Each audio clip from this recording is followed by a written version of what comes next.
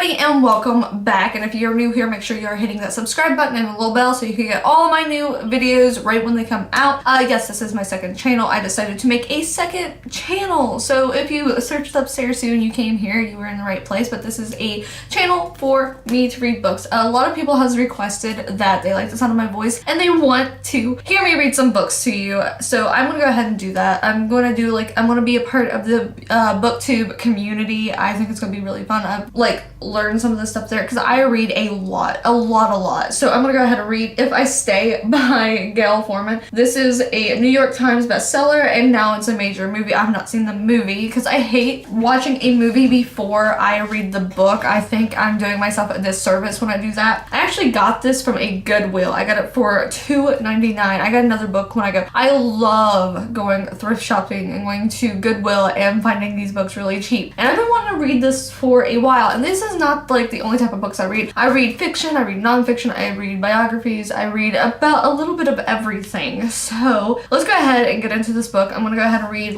maybe a chapter or two for you guys, and we'll see how it goes. If I Stay. 7:09 a.m. Everyone thinks it was because of the snow, and in a way, I suppose that's true. I woke up in the morning to a thin blanket of white covering our front lawn. It isn't even an inch, but in parts of Oregon, a slight dusting brings everything to a standstill. As the one snowplow in the county gets busy clearing the roads, it is wet water that drips from the sky and drops and drops and drops, not the frozen kind. It is enough snow to cancel school. My little brother Teddy let out a war whoop when Mom's AM radio announces the closure. "Snow day!" he bellows. "Dad, let's go make a snowman." My dad smiles and taps on his pipe. He started smoking one recently as part of this whole 1950s father knows best retro kick he is on. He also wears bow ties. I am never quite clear on whether all this is sartorial or sardonic. Dad's way of announcing that he used to be a punker but is now a middle school English teacher, or if becoming a teacher has actually turned my dad into this genuine throwback. But I like the smell of the pipe tobacco. It is a sweet and smoky and reminds me of winters in wood stoves. You can make a valiant try, Dad tells Teddy, but it's hardly sticking to the roads. Maybe you should consider a snow emoji. I can tell Dad is happy. Barely an inch of snow means that all the schools in the county are closed, including my high school and the middle school where Dad works, so it's an unexpected day off for him, too. My mother, who works for a travel agent in town, clicks off the radio and pours herself a second cup of coffee. "Well, if you lot are playing hooky today, no way I'm going to work. It's simply not right." She picked up the telephone to call in. When she's done, she looks at us. "Should I make breakfast?" Dad and I golf at the same time. Mom makes cereal and toast. Dad's the cook in the family. Pretending not to hear us, she reached into the cabinet for a box of Bisquick. "Please. How hard can it be? Who wants pancakes?" I do, Teddy yells. "Can we have chocolate chips in them?" "I don't see why not," Mom replies. "Woohoo!" Teddy yelps, waving his arms in the air. "You have far too much energy for this early in the morning," I tease. I turn to Mom. "Maybe you should let Teddy drink so much coffee." "I've switched him to decaf," Mom volleyed back. "He's just naturally exuberant. As long as you're not switching me to decaf," I say. "That would be child abuse," Dad said. Mom hands me a steaming mug and the newspaper. "There's a nice picture of your young man in there," she says. "Really? A picture?" "Yep. It's about the most we've seen of him since summer," Mom says, giving me a sidelong glance with her eyebrows arched, her version of a soul-searching stare. "I know," I said, and then without meaning to, I sighed. Adam's band Shooting Star is on the upward spiral, which is a great thing mostly. Okay, I'm sorry about that. I was about to run out of video space. I had to delete some stuff on my camera.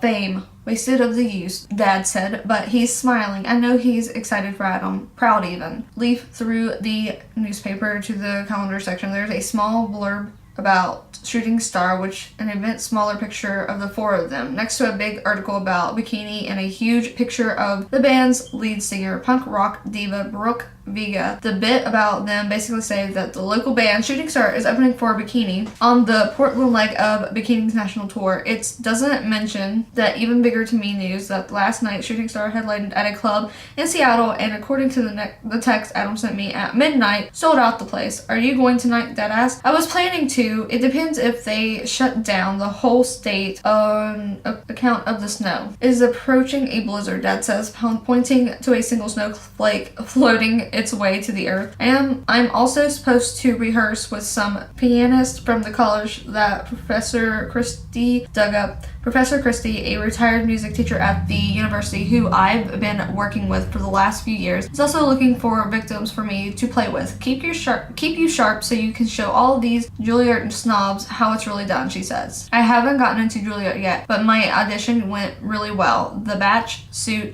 and the Shostakovich had both flown out of me like never before. Like my fingers were just as extensions of the strings and bows. When I finished playing, panting, my legs shaking from pressing together so hard, one judge had clapped a little. Well, I guess doesn't happen very often, and I shuffled out. That same judge had told me that it had been a long time since the school had seen an Oregon County girl. Before Christie had taken that time, Professor Christie had taken that to mean a guaranteed acceptance. I wasn't so sure that was true, and I wasn't 100% sure that I wanted it to be true. Just like with shooting stars meteoric rise, my admissions to Juilliard, if it happens, will create certain complications, or more accurately, would compound the complications that have always cooped up in the last few months. Any more coffee? Anyone else? Mom asked. Hovering over me with the ancient picklater, I sniffed the coffee. The rich, black, oily French roast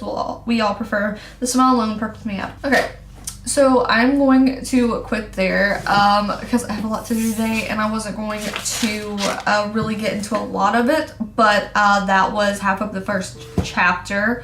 Thank you guys for watching. I hope you guys enjoyed this. I hope if I mispronounced some of the words, please forgive me. I am absolutely horrible at publicly speaking, if I might say, and I'm a little dyslexic, so it might take me a second to get the words, and I'm really sorry. But thank you guys for watching. You guys have wanted this for a long time. I hope you guys enjoy me reading if I stay. This was the first part of the first chapter, so next time I post, I will post the second part.